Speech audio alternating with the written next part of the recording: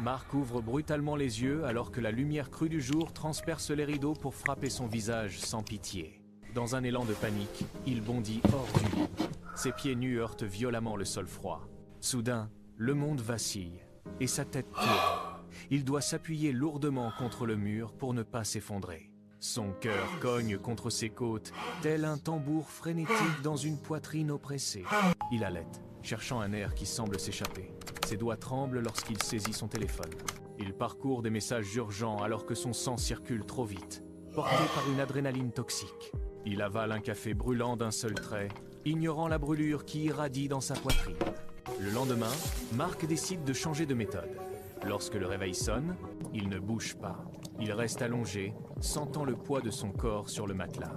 Il prend une première grande inspiration, puis une deuxième et une troisième, laissant l'oxygène réveiller ses cellules en douceur.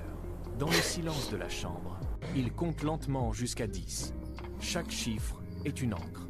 Il s'assoit avec une lenteur calculée au bord du lit. Il pose ses pieds bien à plat sur le tapis moelleux, savourant la texture sous sa peau. Il attend patiemment que son souffle se stabilise totalement avant de tenter le moindre mouvement. Il se lève enfin, sans aucune précipitation, habitant chaque centimètre de sa stature. Il marche vers la cuisine, attentif au craquement léger du parquet sous ses pas.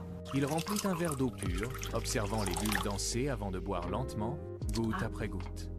Il laisse le silence bienfaisant envahir la pièce, refusant de toucher à son téléphone, ce voleur d'attention.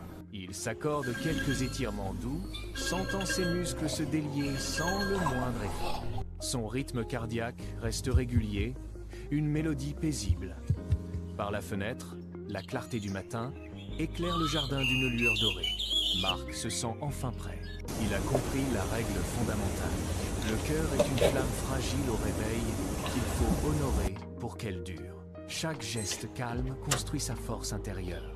Il quitte sa maison avec une respiration posée, protégé par la sagesse du matin qui est devenue son nouveau bouclier contre le tumulte du monde extérieur.